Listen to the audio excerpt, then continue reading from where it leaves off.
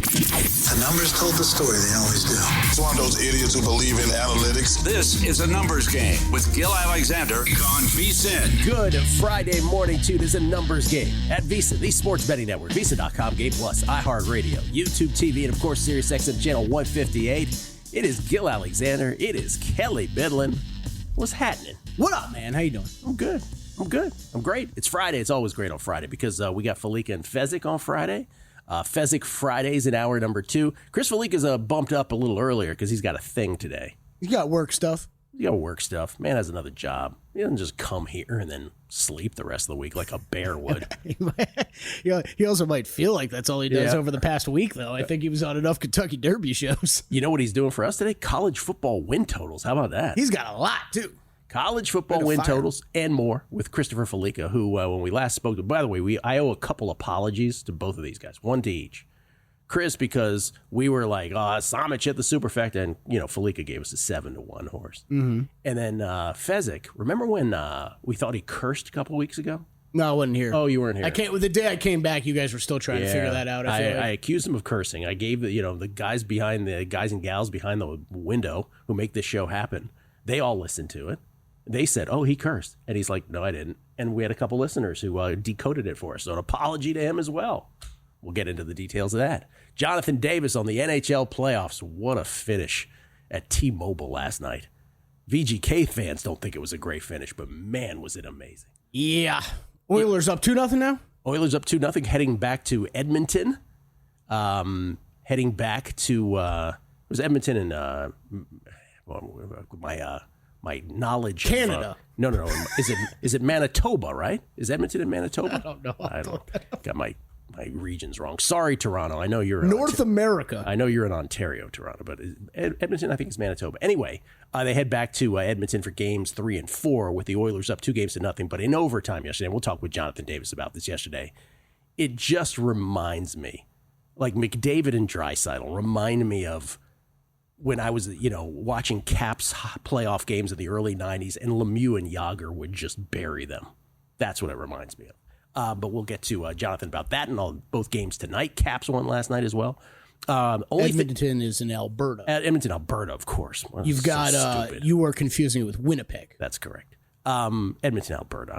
That is the worst Canadian geography move I've ever made right there.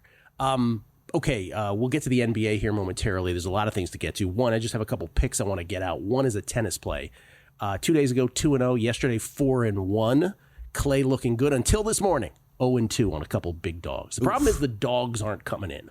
The big dogs are not coming in. Come on, dogs, get it together. And we probably would have been 0-3, but we got the benefit of a walkover. So the only thing remaining is another dog, Daria Kasatkina, plus 141 against Marta Kostyuk. Kostyuk has been playing fantastic tennis, but I'm going with Kasatkina to be crafty. She's crafty. Get her the win here against Kostyuk. That's the remaining tennis play. Got a couple things a couple plays in the Padres game at Coors. The Rockies are just dreadful. They got destroyed by the Tigers yesterday. I want to say by a collective 18 runs. Do I have that right? That was just unbelievable yesterday in a doubleheader. I got the Padres minus a half a run first 5. I got the Padres in the run line for the full game today, of course.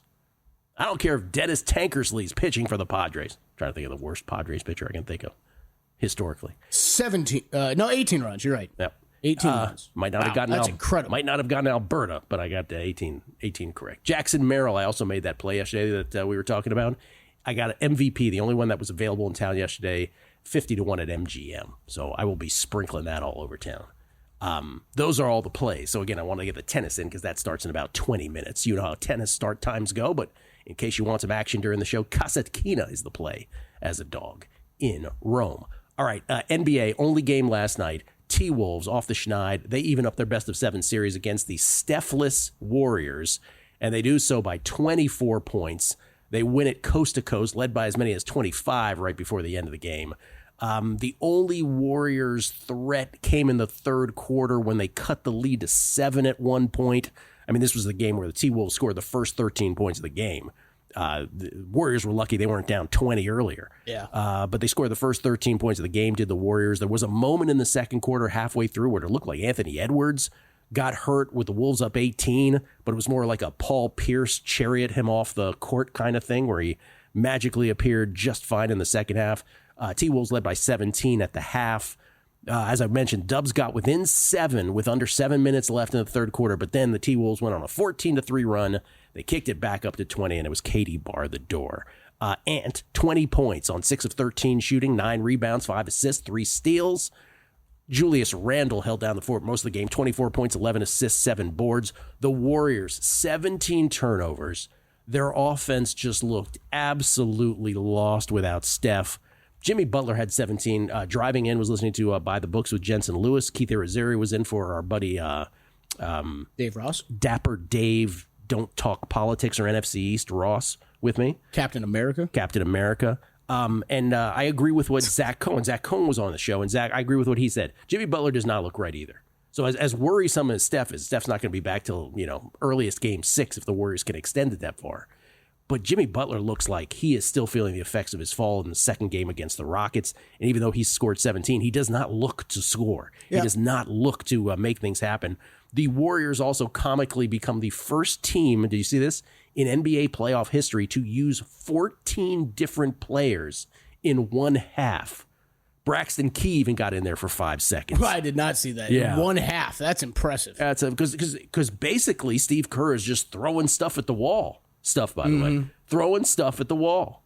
This, as bad as you might have thought it would be without Steph, it could not have looked any worse yesterday. They head back to Game 3 at the Chase Center in San Francisco. Minnesota installed as a 5-point favorite in Game 3. Series price adjusted. T-Wolves now minus 320 in a 1-1 series. Warriors plus 250 on the comeback. Yeah, I don't think there's any major freak out moment yet. I agree Warriors with you. aren't freaking out. I agree with you. The Jimmy Butler stuff is concerning because he needs to be near top level for them to survive some of these games without Steph. But you kind of knew 1 or 2 of these games was likely without Steph in the lineup. Look, Timberwolves finally were able to hit a shot like that. That would have been a problem for them in the past 2 games going back to last series. Julius Randle's been awesome. Props to him. Anthony Edwards, look, that ankle has been, that's been the thing since last series as well for him. So let's see how that carries over. He might have been looking okay in the second half. Maybe it feels a little worse a couple days later after some swelling, something to keep an eye on. I'll tell you I think one huge positive for the Warriors and throwing some stuff against the wall is, hey, Jonathan Kuminga's back getting some minutes, and 8 for 11 from the field is going to keep him getting minutes. Silver lining. Yeah, silver lining. Yeah. By the way, tonight, of course, in the NBA, this is interesting. Cleveland now up to a 3 or even a 3.5 point favorite against Indiana. Again, Cleveland proverbial must-win situation tonight. Gotta win. Otherwise, you're down 3-0. And once again, no team has ever come back from a 3-0 deficit in a best-of-7 series ever in the history of the NBA playoffs. So I'm seeing 3s. There's some 3.5s in some spots. And let me just say this. The total, which has remained at 229.5 in games 1 and 2 and was 229.5 here in Game 3, this has now gone down 3 points, sort of out of nowhere. 226.5. Stevie Fezzik will have something to say about that a little later. Yeah, was noticing that movement this morning. The spread continues to go Cleveland's way. Gill, it's been a little while since I can remember a game that the books seem to be taking such a stand on knowing injury information ahead of time or assuming on injury information, because otherwise this line doesn't make any sense. From where we saw that close in Game 2, you're only baking in about a point for home court advantage, which does not make much sense unless you're fairly confident that one of those 3 Cavaliers players or multiple are going to be back in this game. Even if it's all of them, right? Even if it's Garland, Mobley, and Hunter. Should the Cavs be favored by after what you've seen by the Pacers? I will be. I don't know, but I will have my phone in my hand all day, because if those guys get ruled out, I will be. You're going to give me Pacers plus 3.5. If those guys getting ruled out, I'll be on that side. OKC up to a 5-point favorite at Denver tonight. The other game that is tonight, that is Game 3, with that series knotted up at 1 game apiece. But we're back in Denver. That has ticked down a point to 232.5 on the total as well. OKC minus 450 on the adjusted series price there. Yeah, I'll just be I'll be holding on dearly to my series futures tickets for the Thunder. Steve Fezzik will have not one but two NBA plays later, and they will both be contest plays for him in the VSiN Killer Sports NBA Playoff Challenge that he leads, by the way. Yeah, I dropped another last night, went under on that game. How did that game stay under? I mean, go over, I should say. How in the world? A lot of fourth quarter scoring, garbage scoring. Oh, my God. Yeah. The other thing, there's a few other things that happened in the betting world yesterday. Let's get the golf out of the way here. So, did you guys give out this pick or you did not? Nah, I mean, it's first round leader stuff. I usually don't bet it till like Wednesday night. So it was one of those we were going to try to squeeze in yesterday at some point on the show because it started later, but we didn't get an opportunity here. But you didn't do it on long shots either. We didn't do it on long shots. I don't usually bet first round leader stuff till Wednesday night when I have like the clearest vision on what the weather is going to look like that next day. So a lot of it's just out of habit, unfortunately. But yeah, it's Keith Mitchell, man. Keith Mitchell. What was his number? Well, like 55-1 over at MGM. Do we have that tweet about his first round? First round prowess. Keith Mitchell, first round juggernaut in golf. Not a tournament juggernaut, but a first round juggernaut. It's what's the dividing line? Here it is. Keith Mitchell. This is from Justin Ray Golf, who always puts out great golf tweets. Keith Mitchell's last 5 opening rounds in PGA Tour stroke play events, scoring average 64.2. Position first, second, first. It's wild, man. Birdies are better per round, 7.8. Are you kidding me? Just can't keep it up for four rounds, Gill. But he is the first round king, man. Man. It is for him first round leader this year, and then Rory McIlroy outright. So that has been the way to go in golf betting. All right, we'll talk hockey with Jonathan Davis on the other side, and there's a new pope with betting implications. Not necessarily in that order. Next on a numbers game right here at VSiN.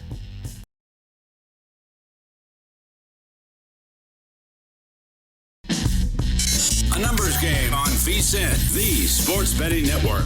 Now on VSiN.com, Zachary Cohen's NBA best bets, Greg Peterson's MLB picks, Nigel Seeley's Premier League best bets as the Premier League season winds down. Coming up today, Jonathan Davis's NHL props and picks, Steve Makinen's NBA and MLB analytics reports, and Adam Burke's Peter Pan Stakes preview. How about that?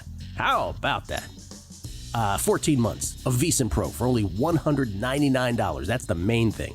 With promo code PRO. Let me say that again. 14 months of VSiN Pro for only $199 with promo code PRO. That's at VSiN.com/subscribe. Before we get to Jonathan Davis, the aforementioned Jonathan Davis, talk about hockey.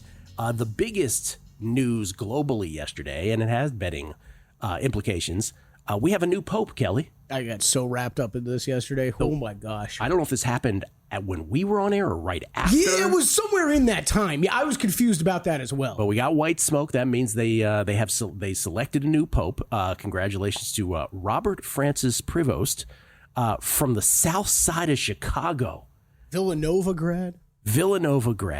Apparently big Villanova fan, a Chicago White Sox fan by all indications. He is going by, Pope Leo the 14th. Mm-hmm. That is what he's going by. Now, when the NBA and the NHL has been concluding all these nights during these last few weeks, I'm like, to wind me down and get me to bed, I was like, searching HBO Max or Prime. Anyway, Conclave is available on Prime. Yeah, we were talking about this. And so I actually watched the one movie. It's the one movie I watch is Conclave, and I watched it in about 3 sittings because I fall asleep. Right, twice. Oh, yeah, I'm the same way. I can't make it through a movie in one sitting. By the way, it has nothing to do with the quality of the movie, just me falling asleep. Yeah. It was really good. It was one of those, I will say, that as great as it was, like when the credits come, you're like, oh, I guess it's over, right? So they picked a pope. Okay, great.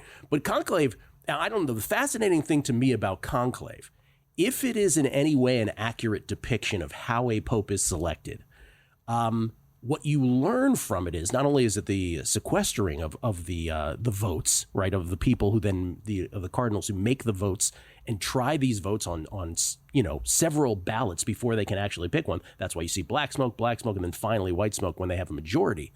But what I didn't know, and again, if it is an accurate depiction, what I didn't know is that there's a lot of politics involved. So there's a conservative faction, right, that backs a candidate, if you will. There's a more liberal faction that backs another candidate, just to make it very simple. It obviously gets really nuanced in the movie. But what's interesting about this is from a betting perspective, bookmaker and offshore didn't have this gentleman up as a bettable option until someone requested it. Mm-hmm. And when someone requested it, they put up Robert Francis Prevost from the United States at 325 to 1. He closed at 50 to 1 at BetMGM, and not in the United States, but other BetMGM properties. 50 to 1 to be the next pope. 19% of bets is from John Ewing at MGM. 19% of bets, the most were on Pietro Parolin from Italy to be the pope. He obviously did not win. 58% of the money was on Luis Antonio Tagle.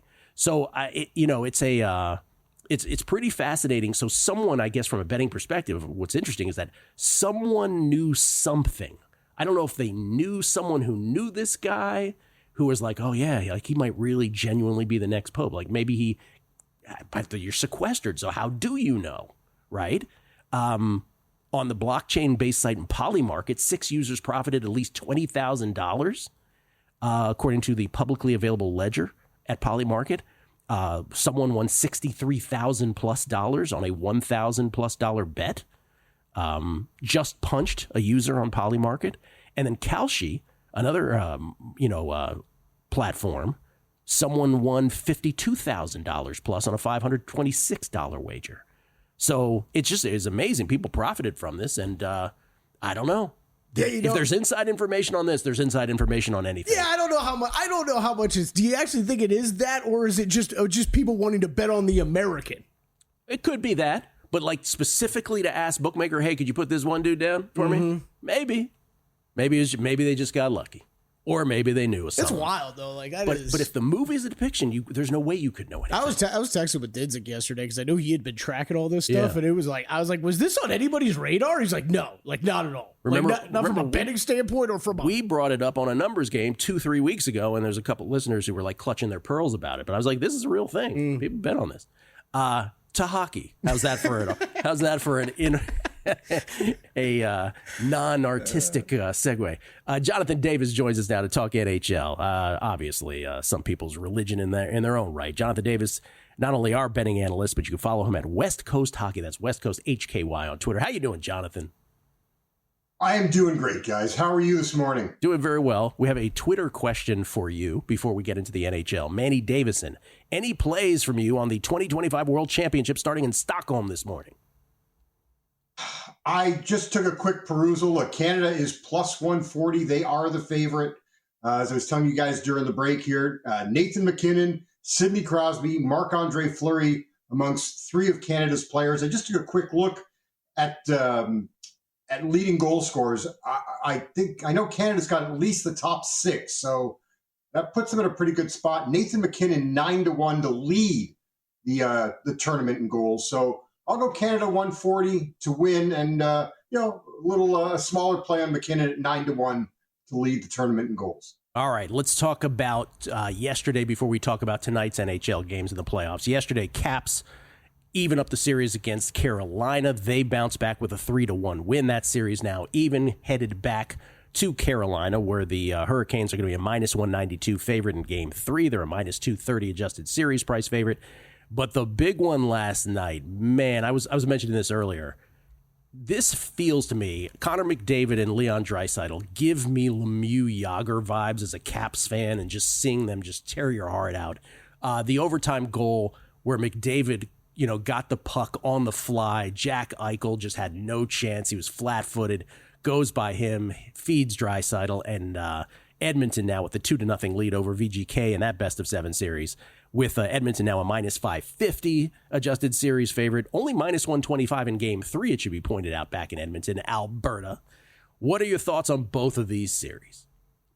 All right, quickly, because I know we're short on time. At this price, I like Washington. Carolina has struggled 5-on-5. I think they've been outscored 13-12, or maybe they're up by 1. This is we've essentially had 2 1-goal games. I'll continue to take Washington at plus money.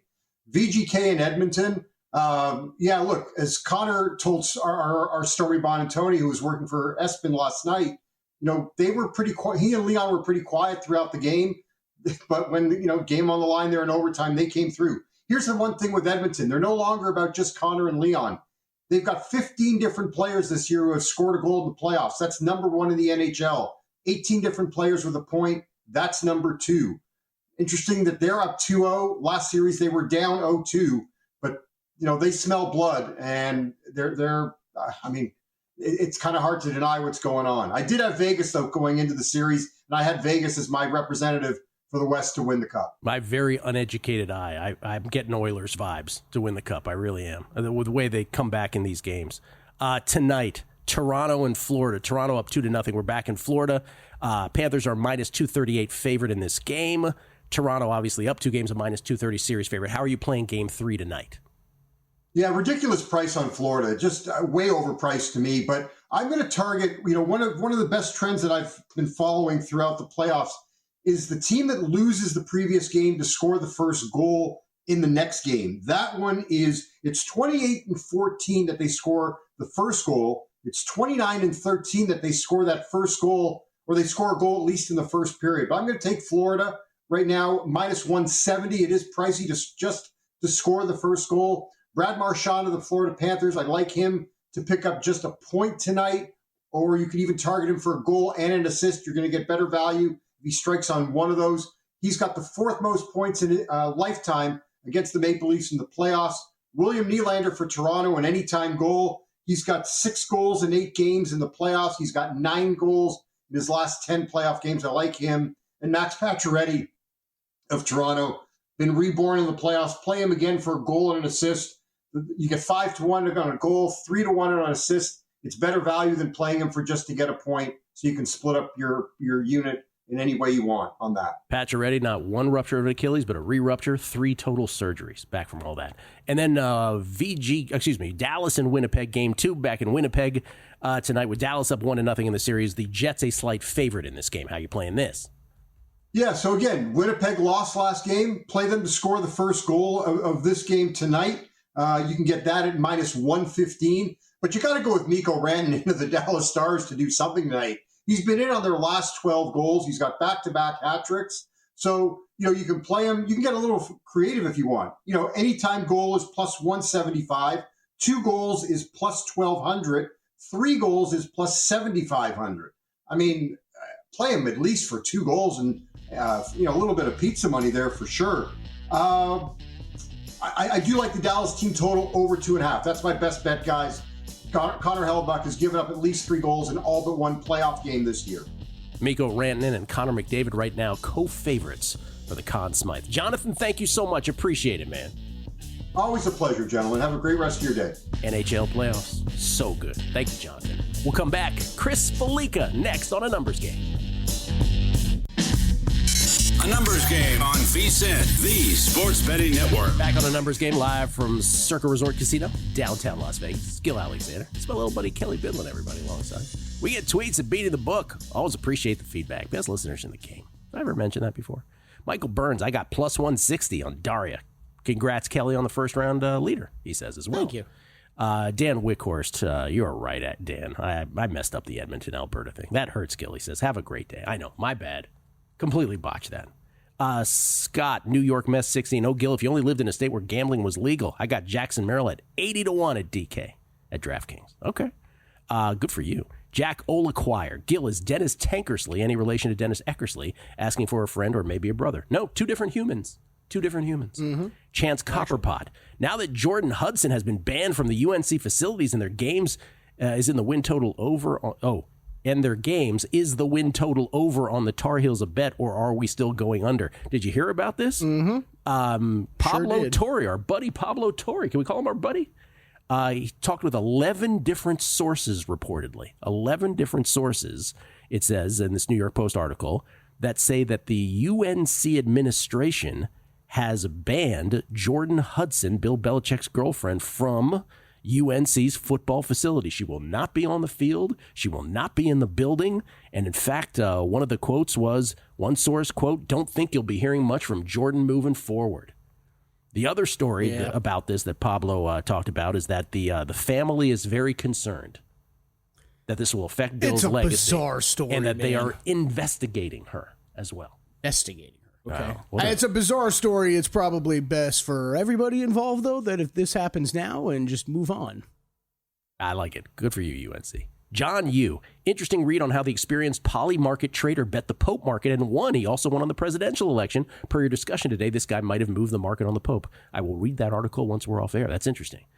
Kyle Firestein, I wonder if the Pope markets have Italian versus the field odds like golf. That I did not see. I don't know. NCI 95 Gambler. This is not gambling related, but can you ask the audience if Twitter is having problems? I haven't received any notifications since last night. Thanks, guys. No, it's working for us. And then I'm here for all your questions, sports, gambling, or not. And then T. Sheldall turning in late. Did you give out any tennis plays this morning that haven't started yet? Yes, Daria Kasatkina, which would start any time now against Marta Kostyuk. Christopher Fallica is the bear, ladies and gentlemen. He works at Fox Sports. You can follow him on Twitter at Chris Fallica, Fallica. Comes to us courtesy of the Progressive Guest Line. And Chris, before we move on to anything else, my sincerest apology, because while we were slurping Samich last week for his superfecta, unreal, we let it sort of slip till the next segment that you also gave us a 7-1 play. So I know. My apologies. You're forgiven. I'm curious. I am going to watch that Kasatkina Kostyuk match because that'll be interesting post match now. Because we know about like Svitolina and a lot of the Ukrainian tennis players, how they won't shake hands with anyone affiliated with Russia. And now Kasatkina has a Australian citizenship, so maybe it'll be a bending of the fences there with Ukrainian Kostyuk and Kasatkina now, who's going to be under the Australian flag. We have to watch. Yeah, well, people should watch all Marta Kostyuk matches just on principle alone, if you know what I mean. She's got a cute little dog too. A what now? Cute little dog. Oh, just curious. Oh, you haven't seen the videos? Her and the dog on the court afterwards and stuff? Yeah. Sure. Very, very cute little dog. Oh, Lord. Okay. Do you have any horse racing, or are we going straight to college football? What do we got today? No horse racing this week, and I'm going to be away, obviously, next week for the Preakness, but I'll be back for Belmont for sure. But, yeah, no horse racing. Soccer's kind of winding down. Should have a really competitive Champions League final with Inter Milan. Okay. In there. And you will PSG. And Fox has Belmont, right? So you'll be on a coat and tie. You'll be all dressed up for that. Exactly. I'll look a lot prettier than I do right now. Having not shaved in a few days, sitting here with my dome shining here in the light. Okay, let's go to college football. This is your bread and butter, of course. Big Noon Saturday is where you can find Chris during the college football season. So you have not one, not two, but nine, count them, 9 season win totals. Let's begin with Kelley's alma mater, the FSU Seminole. Do I? Yeah, I guess it is 9. Yeah, I think I've given this one out on the air already, so I'm not going to go too much into detail. I bet, I think when I gave it out, Florida State under 7.5 minus 120. Now it's 6.5 plus 110.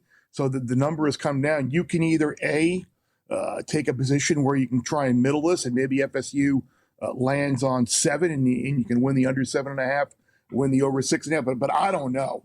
Like, I'm not saying, I think they have a lot of roster holes. I think the way the schedule shakes out isn't good. I don't know if quarterback Thomas Castellanos will, a guy who basically quit on BC, and is now the quarterback, if he's going to be able to survive in Gus Malzahn's offense. So I'm going to press in more and go under 6.5 at plus money as well. And basically, if they land on 7, fine, it'll be a wash. But I don't see 8-4 here for Florida State at all. All right, Cade Klubnik coming back to Clemson here, but you're going under on the Tigers. I am, and it's hard to say. I mean, I was a big fan of this Clemson program for a long time, but you look last year, and despite the fact that they won the ACC, like, they really didn't beat anybody. You got blown out in the opening game of the year by Georgia. You were non-competitive on your home field against Louisville. Yeah, you gave a game away against South Carolina that maybe you should have won, but you also stole a game at Pitt that you had no business winning. They were one of the better teams in the country last year in turnover margin, which is always kind of an indicator for either positive or negative regression. You got the opener against LSU this year. The road schedule, you got Georgia Tech, was always tricky. BC with Bill O'Brien, who obviously they played better towards the end of last year. Louisville beat them last year. South Carolina, who beat them last year. They got to go to both of those places. That's 5 potentially losable games. And then you've got the SMU team that they beat in Charlotte last year in the ACC championship game, who should be good as well. So, like, 10 to beat me, I think, is really, really tough. I think this Clemson team is a little bit overhyped because of Klubnik. I know they got some good young receivers too, but I think Clemson under 9.5 at plus money is a good little contrarian play there. All right, Indiana coming off the greatest college football season they've ever had in school history, 11-2. A quarterback room with 4 guys, including 2 brothers, 2 biological brothers, the Mendoza brothers. You are going which way on Indiana? Yeah, I'm going to go under 8.5, and it's my minus 122 I saw at FanDuel. Yeah, the non-conference schedule is as laughable as it was last year. Old Dominion, Indiana State, and Kennesaw State. But you look at the way the schedule changes this year for them. Last year they had road games at UCLA, Northwestern, and Michigan State.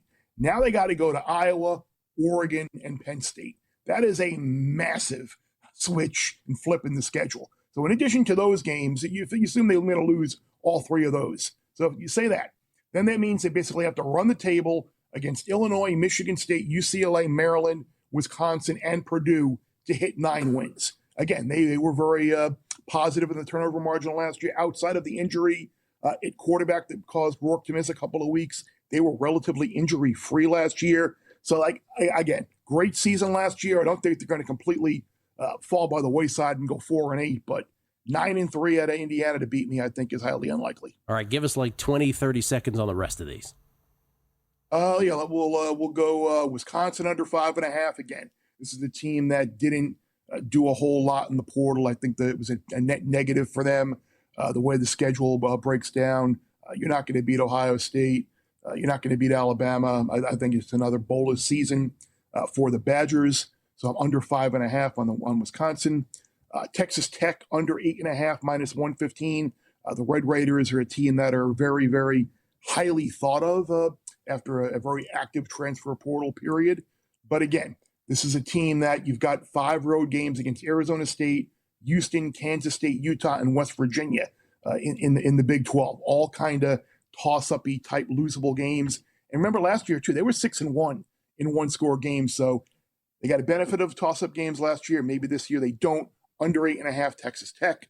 Over 10.5 on Oregon. I think the assumption is a lot of people are going to be under on Oregon, just thinking they're going to take a step back after losing Gabriel and everything else last year. But I'm not giving them a loss at Penn State. Who's to say they're not going to go to Penn State and win? That's a very winnable game. And you look at the rest of the schedule, it's super manageable. So even if they lose at Penn State, I think 11-1 is likely. Purdue under 3.5, I think is really, really juiced, close to $2. You can get under 2.5 at plus money if you like, but the 3.5 kind of gives you that extra game buffer. I don't know how they're winning 2 Big Ten games. One I'm kind of high on here, I think maybe higher than most, is Auburn, over 7.5. They gave games away last year against Oklahoma and Missouri. They were 5-7. The offense struggled. You bring in Jackson Arnold at quarterback. You bring in Eric Singleton to a really good wide receiver room. A lot of upperclassmen on the offensive line. 3 non-conference wins. Maybe you beat Baylor. I think that schedule's manageable. And I even saw Auburn like 35-1 to win the SEC. So that might be worth a little bit of a stab there too. And you can read the other ones on the screen too. LSU under 8.5. It was another one that I liked as well. That's right. That was the last one. We got to them all. We did. Yeah. I did better with the time, Gill. What's that? I heard you calling me out last week. I did better with the timing, being able to read the clock. What did I say? When someone asked who's the most likely to run into the wall, the answer was you. Exactly. Yeah. Someone who works in television knows how to take it down. Fallica sure does run into the clock. And you get that criticism a lot, Chris. Okay? I love that I have these conversations on air. Thank you, Chris. Appreciate it.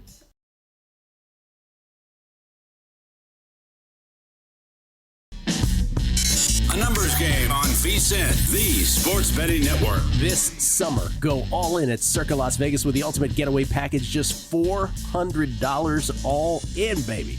All in. You'll get 2-night stay at Circa, $100 dining credit, $100 beverage credit, your very own day bed at Stadium Swim, where the party don't stop.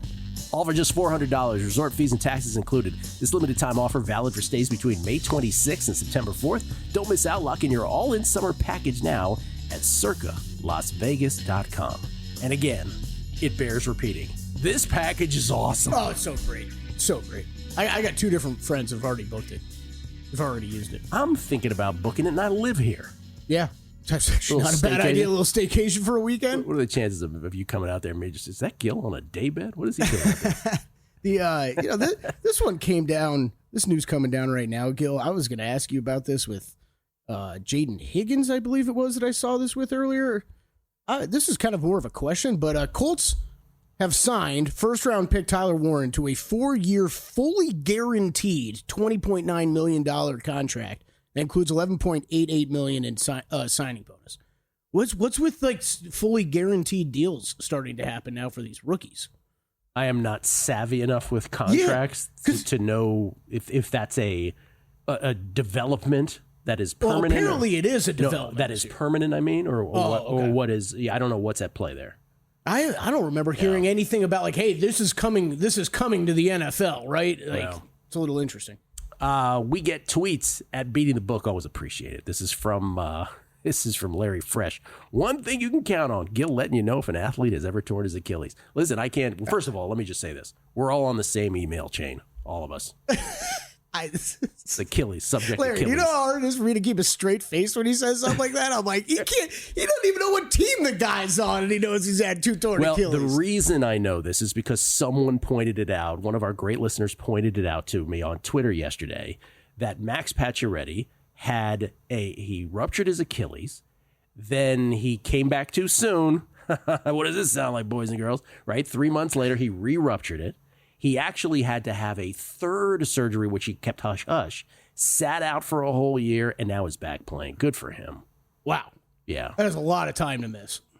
I mean, and especially, by the way, he's at an advanced age when it comes to professional sports, of course. So, he's 36 years old, and the fact that he's playing for the Leafs and playing well, good for him. Get your doctor brother on the phone. I need to know how the Achilles would be different in a skate boot as compared to like a sneaker. You know what I mean? Oh, much more. But you're skating, you're cutting back and forth, you're doing all this stuff. It's, I don't know. We'll call him now. Interesting. Let's call him now. Let's go. Tom F. quoting me, he goes, "Acute what now?" I was in tears. LOL. Yeah, I don't know what Fallica said at first. I was like, what now? Kevin Ryan, Gill, I know you recapped the bets at the end of the show, but I missed the Bears' last pick after Auburn. The one after Auburn was LSU, under 8.5 wins from Fallica. Yeah, we might be splitting up G-Bank today. Too many places to put on one sheet. Because Fezzik ain't going to have much time in that final segment if we're going over everything. Rick Ollier, are we sure that in June of 2000, Dennis Tankersley should have been traded to the Padres for Ed Sprague? That's right. I'm not so sure. And then Utopia at Twotopia says, we missed the Bears' final college total. Too much chatter and music kicked in. We heard 8, couldn't make out the team. LSU under 8.5. Saying we're chattering over the picks? Is that what we shouldn't do that? Shut up, Kelley. Shut up, Kelley. I was going to ask him because he had unders on Florida State and Clemson. I wanted to know who's the best team in the ACC this year. Not Florida State. I was just setting him up to say Miami, I guess. But. Yeah, his alma mater. Jason Weingarten joins us from under a cloud of smoke, ladies and gentlemen, at Spreadopedia on Twitter, courtesy of the Progressive Guest Line. How you doing, Jason? Pretty good. How's it going? Good. Were you one of these bettors on one of these exchanges who bet on the Pope correctly? Was that you? No, I don't do exchange betting, but I did discuss the Pope betting with one of my friends like a week or two ago, and we did find it odd that the U.S. had the second most cardinals in the conclave, and then I never kind of followed up on that after that. But I was not surprised. This is my third conclave of my adult life that I've followed, somewhat, and I now realize that all 3 times, had you actually analyzed this, it was pretty obvious in retrospect. But unfortunately, I spend 0 time following up on Vatican politics day to day, so I had no clue. And I just the other thing I wanted to point out, I thought it was interesting following this market, how absolutely made up the odds were at the top of the board. It had no bearing on anything. Everybody was completely clueless. I thought that was interesting. I wish I had seen, getting back to the fact that I watched Conclave over the course of the last week, I wish I had watched it sooner. I wish I had watched it earlier, because I think if I had watched it earlier, that exactly what you were talking about, Jason, would have kicked in my brain and been like, oh, maybe I should go and find out what the sort of breakdown is of Cardinals in this Right, conclave. right. And So- maybe then I would have thought, but I was watching it half asleep. So when you were last week. telling me you started Italy's first, the U.S. is second, and Brazil was third. I actually found that interesting. I wouldn't have guessed that. You were so saying, sir? when you were saying you started watching this, you weren't aware this was going on? No, I was completely aware it was going on. Oh, but, okay. but at the time of night, that while I'm falling asleep watching Conclave, it never hit my brain like, maybe I should now think to Look bet for a this. bet, yeah. Yeah. Yeah, I hear you. No, it didn't occur to me because I found the fact that politics are involved. Because who would maybe I'm naive. Who would have thought that picking a pope, great, because you think picking a pope is a sacred sort of thing, says the tribesman, right? That I didn't realize that politics are involved. And if you watch this movie, if it's an accurate depiction, clearly politics are even involved in this. So anyway, and before we get on to your picks, you happy that Jordan Hudson has been banned from the UNC football facilities, Jason? I know you're obsessed with this story as well. It's not that I'm happy or not happy. I just want to point out, like I said on Twitter this morning, I can't think of another Division I college football coach whose wife or girlfriend has to be formally banned from the facilities. This is just clearly not a normal situation, and it's taking a while for the collective consciousness of sports media to kind of come to terms with it. But this is not normal, and we're just going to keep pretending this is normal until it gets worse. But my statement on this situation is I hope his children have hired their own attorney to look at any changes to Bill Belichick's will, because if this was my family, I would personally be incredibly concerned for they are somebody like Bill Belichick. According to reports, they are very concerned. And they absolutely should be. I mean, they should be hiring lawyers to get this lady away from their father if necessary. From a football perspective, it does. I mean, it's hard not to let it seep into you to think this could be a disaster, right? I know you. By the way, good on UNC. Football coaches. Go ahead. Football coaches have to have an attitude of respect, of leadership, and this is not a man that you could look up to and say this is normal. This is it's going to take a while. It might take another week or another month for, the collective consciousness of sports media to come to terms with this. But sooner or later, this will come to a head and it will end badly. I'm confident in saying that. I'm sure Lombardi's got it all under control. All right. What did you play in baseball today, Jason? Got a couple plays today. Actually pretty excited. I got the Atlanta Braves minus 140 against one of the biggest loser franchises in baseball, the Pittsburgh Pirates. They seem to not be able to do anything right now.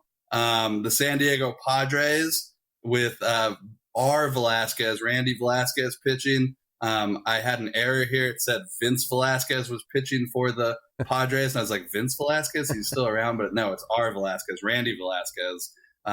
I got the Padres minus 161 against the Rockies here. I have the Dodgers plus 108 today against Diamondbacks. Yeah, Arizona Diamondbacks.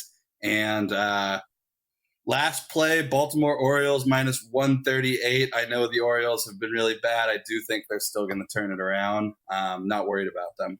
Yeah, one small correction is Randy Vasquez. Jason, by the way, not Velasquez. Yeah, Randy Vasquez. Not in my. I had Velasquez. It's just an error on the. I too have the Padres. I too have the Padres run line both first five and full game. The Rockies lost by 18 collective runs in a doubleheader to the Tigers, and I just want to say this: do you ever remember? And I know it's early May, and I know we tend not to try to overreact to these things, but I'm overreacting. I am okay with this. I've never seen a worse collection of teams at the bottom, and the Rockies are the worst of the worst. I think they may be worse than the White Sox of last year. They're so bad. The ever-widening chasm. Does this just keep getting worse and worse from year to year? Yeah, bad organizations continue to be bad, and good organizations continue to be better. Baseball is the kind of thing where if you're not constantly trying to get better and trying to innovate, you're going to be falling behind faster and faster, and we're seeing it with some of these bad organizations that aren't committed to spending money or winning, that they're continuing to fall behind and they're practically not even playing the same game. A lot of these teams just at this point are closer to AAA franchises than they are at the top of the league. So yeah, I agree with you. Jason Weingarten, everybody, from Under a Cloud of Smoke, courtesy of the Progressive Guest Line. Thank you, Jason. Enjoy your weekend. Thank you. See you next week. My man. Coming back, we'll talk some NBA and Fezzik Fridays. It's a numbers game right here at VSiN.